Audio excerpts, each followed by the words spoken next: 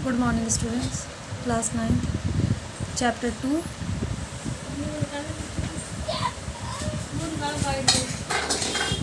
To है आपका constitutional design.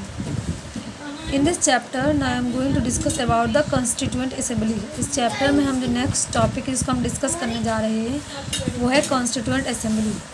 Who then were the makers of the Indian Constitution? You will find here a very brief sketch of some of the leaders who played an important role in making of Constitution.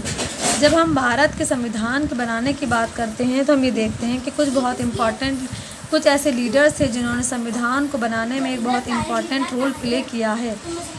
कौन थे ये leaders, इन्होंने किस तरह से भारत का संविधान बनाया, वो हम इस टॉपिक में डिटेल में पढ़ेंगे। The drafting of the document called the constitution. किसी भी डॉक्यूमेंट की जो ड्राफ्टिंग होती है उसको कहा जाता है कॉन्स्टिट्यूशन। और ये जो ड्राफ्टिंग का काम था was done by assembly. Constitution के भारत के संविधान की ड्राफ्टिंग का काम एक असेंबली के सुपुर्द किया गया था, एक असेंबली के द्वारा किया गया। ये वो असेंबली थी जिसको किसने जो ये असेंबली थी, तो ये कौन सी असेंबली थी? ऑफ इलेक्टेड रिप्रेजेंटेटिव, यानी कि जो लोग जो रिप्रेजेंटेटिव इलेक्ट होकर गए थे, तो ये उन इलेक्टेड रिप्रेजेंटेटिव की असेंबली थी। और इसी असेंबली को कहा जाता है कॉन्स्टिट्यूएंट असेंबली। क्या कहा जाता है इस असेंबली को? Constituent assembly. Election to the constituent assembly were held in July 1946। Constituent assembly के जो इलेक्शन था वो 1946 में हुआ। इट्स फर्स्ट मीटिंग, और इसकी पहली मीटिंग दिसंबर 1946 में हुई।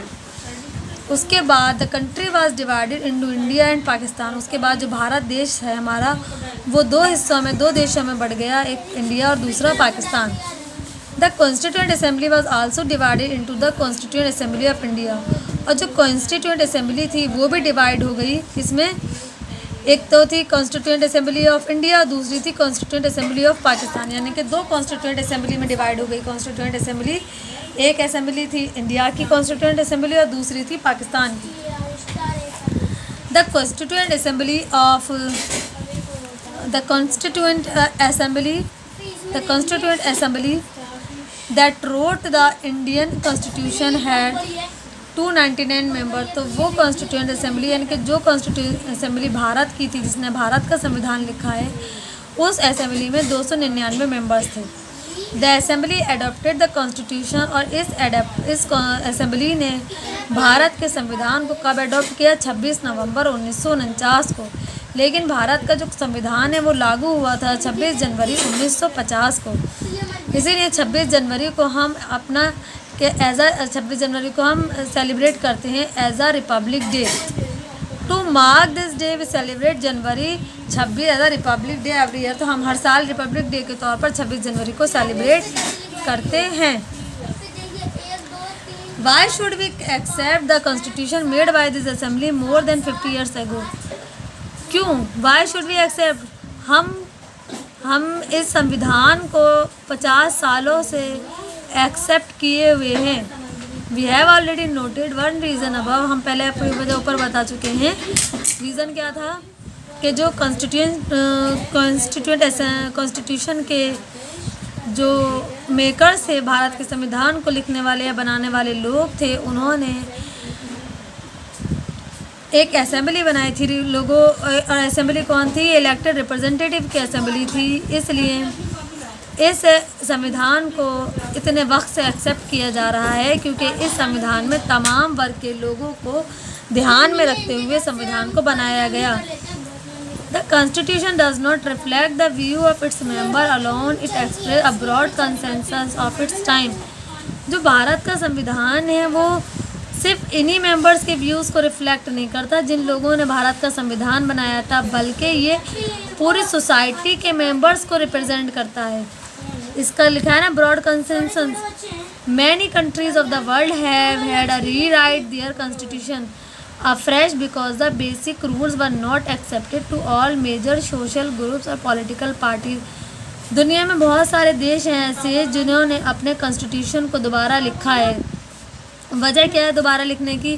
क्योंकि कुछ बेसिक रूल्स ऐसे थे जिनको एक्सेप्ट नहीं किया जा पा रहा था, यानी कि जिनको तमाम सोशल जो ग्रुप्स या पॉलिटिकल पार्टीज़ हैं वो एक्सेप्ट नहीं कर पा रही थी। तो इसलिए उन देशों के संविधान को दोबारा लिखना पड़ा। In some other countries the constitution acts as a mere piece of paper. कुछ देश ऐसे हैं जहाँ पर जो संविधान है वो बहुत चंद पेजों में लिखा हुआ है। No one actually follow it, और जिसको कोई एक्चुअल में कोई फॉलो नहीं करता।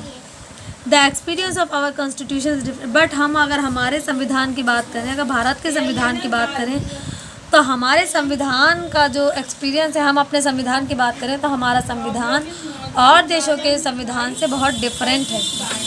Over the last half of century several group have questioned some provisions of the constitution. कुछ सालों में हमने देखा है बहुत सारे ऐसे ग्रुप रहे हैं जिन्होंने कॉन्स्टिट्यूशन के कुछ टॉपिक्स को या कॉन्स्टिट्यूशन को लेकर कुछ क्वेश्चंस किए हैं। But no large social group और political party has ever question the legitimacy of the constitution itself. लेकिन कोई भी सोशल ग्रुप या पॉलिटिकल पार्टी ऐसी नहीं है जो कॉन्स्टिट्यूशन की लेजिटिमेसी पर सवाल करे। This is an unusual achievement for any constitution. और इस तरह का जो अचीवमेंट है वो सिर्फ भारत के संविधान को ही हासिल है, बाकी किसी और देश के संविधान को इस तरह का अचीवमेंट हासिल नहीं है। The second reason for accepting the constitution is that the constituent assembly represented the people of India. जो दूसरी वजह है भारत के संविधान को एक्सेप्ट करने के पीछे वो ये है कि कॉन्स्टिट्यूएंट असेंबली ने के ज़रिए जो ये संविधान बनाया गया, तो कॉन्स्टिट्यूएंट असेंबली ने भारत में रहने वाले तमाम लोगों को, कॉन्स्टिट्यूएंट असेंबली ने संविधान में बनाते वक्त तमाम लोगों का ख्याल रखा, तमाम लोगों को रिप्रेजेंट किया गया। यानी कि कॉन्स्टिट्यूशन जो बनाया गया भारत का वो इस एतबार से बनाया गया कि जिसको तमाम अलग अलग वर्ग और धर्मों के लोगों पर आसानी से लागू कराया जा सके। सबको ध्यान में रखकर कॉन्स्टिट्यूशन बनाया गया था। There was no universal adult franchise at that time. हालांकि उस वक्त कोई यूनिवर्सल अडल्ट फ्रेंचाइज का कॉन्सेप्ट मौजूद नहीं था। So the constituent assembly could not have been chosen directly by all the people of India. इसलिए जो कॉन्स्टिट्यूएंट असेंबली बनाई गई थी उसको भारत के लोगों ने डायरेक्टली नहीं चुना था। It was elected mainly by the member of existing provincial legislature. बल्कि ये जो कॉन्स्टिट्यूएंट असेंबली के जो ये रिप्रेजेंटेटिव थे उनको प्रोविंशियल लेजिस्लेचर के मेंबर्स ने चुना था। We mention this ensured a fair geographical share of member from all the region of the country. और ये जो प्रोविंशियल लेजिस्लेचर के जो मेंबर्स थे ये क्या थे, यानी कि जो पूरा देश था, मतलब भारत के जो अलग अलग रीजन्स थे उनको अगर हम जोग्राफिकली देखें तो हर रीजन से में एक प्रोविंशियल लेजिस्लेचर होती थी और हर प्रोविंशियल लेजिस्लेचर से एक मेंबर इस लेजिस्लेटिव असेंबली में इलेक्ट होकर आए थे। डायरेक्ट इलेक्शन नहीं था, बट पूरे देश ही इन रिप्रेजेंटेटिव की फॉर्म में मौजूद था। यानी कि जो रिप्रेजेंटेटिव थे वो हर एक प्रोविंशियल लेजिस्लेचर असेंबली के मेंबर्स के द्वारा इलेक्ट किए गए थे। The assembly was dominated by the Indian national Congress. और जो असेंबली थी इसको डोमिनेट किसने किया था? डोमिनेट किया था इसको इंडियन नेशनल कांग्रेस ने।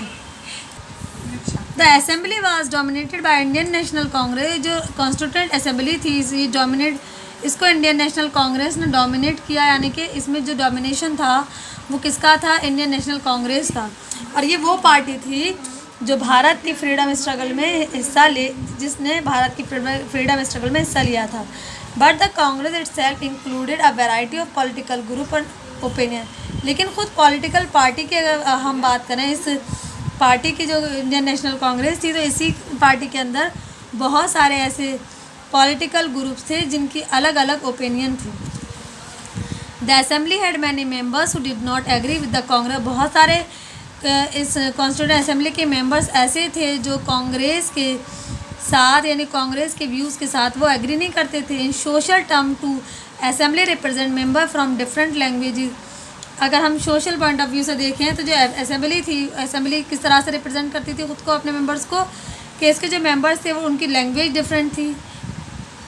कास्ट, क्लास, रीजन, ऑक्यूपेशन, इस तरह से जो मेंबर्स आए थे वो इस तरह से आए थे कि डिफरेंट लैंग्वेजेस थी, डिफरेंट कास्ट, क्लास और रिलीजन के फॉलोवर्स थे। Even if the constituent assembly was elected by universal adult franchise, its composition would not have been very different. यहाँ तक कि जब कॉन्स्टिट्यूएंट असेंबली को यूनिवर्सल एडल्ट फ्रेंचाइज के ज़रिए चुना गया तब भी इसकी जो कंपोजिशन थी वो would not have been very different, तो वो भी तब भी इसमें इतना ज़्यादा डिफरेंस नहीं था। Finally the manner in which the constituent assembly worked gives sanctity to the constitution. The constituent assembly worked in a systematic, open and consensual manner. तो फाइनली जब कॉन्स्टिट्यूएंट असेंबली ने काम करना शुरू किया तो इसने काम किस तरह से करना शुरू किया, एक सिस्टमेटिक मैनर में, ओपनली और कंसेंसुअल, यानी बिल्कुल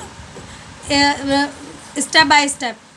first some basic principles were decided and agreed upon. सबसे पहले क्या हुआ, कुछ जो बेसिक प्रिंसिपल्स थे उनको पढ़ा गया, उनको तय किया गया कि हाँ इनको कॉन्स्टिट्यूशन में रखना है। Then a drafting committee chaired by the doctor B R Ambedkar, और जो ड्राफ्टिंग कमेटी थी उसके चेयरमैन किसको बनाया गया, doctor B R Ambedkar, Bhimrao Ambedkar को। A draft constitution for discussion, और इस ड्राफ्टिंग कमेटी में डॉक्टर भीमराव अम्बेडकर की चेयरमैनशिप में जो कॉन्स्टिट्यूशन का ड्राफ्ट था उसको डिस्कस किया गया। Several rounds of thorough discussion took place on the draft constitution clause by clause, और इस ड्राफ्टिंग पर यानी कि इस ड्राफ्ट को कई राउंड्स में, बहुत सारे राउंड्स लिए गए और कई बार इस पर डिस्कशन किया गया, जो भी और हर एक पॉइंट को पढ़ा गया, जो भी ड्राफ्ट बनाया गया था कॉन्स्टिट्यूएंट असेंबली के ज़रिए कॉन्स्टिट्यूशन को लेकर। तो मोर देन 2000 अमेंडमेंट्स, लगभग 2000 अमेंडमेंट करने के बाद ये तय किया गया कि the member deliberated for 114 days spread over 3 years। तो जो भी मेंबर्स हैं वो डेलिब्रेटरी लगभग 114 दिनों के लिए स्प्रेड ओवर 3 years, यानी कि 114 दिनों के लिए, जो मतलब ये है कि जो फिर 2000 बार जो अमेंडमेंट किया गया तो ये लगभग 3 साल और 114 दिनों तक ये इस पर अमेंडमेंट और डिस्कशन चलते रहे। Every document presented and every word spoken in the Constituent Assembly has been recorded and preserved।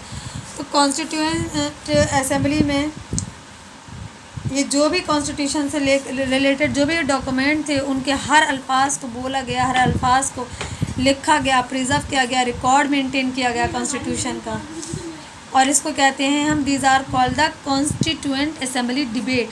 तो एक डिबेट हुई कॉन्स्टिट्यूशन पर, कॉन्स्टिट्यूशन में क्या क्या प्रिंसिपल, क्या क्या बेसिक प्रिंसिपल्स रखे जाएंगे, तो हर चीज़ को रिकॉर्ड और प्रिजर्व करके रखा गया। When printed these debates are, और उसके बाद इन डिबेट्स को प्रिंट फॉर्म में दिया गया, रिटन फॉर्म में लिखा गया। 12 बल्कि वॉल्यूम्स, कितने वॉल्यूम्स में है ये, 12 बल्कि वॉल्यूम।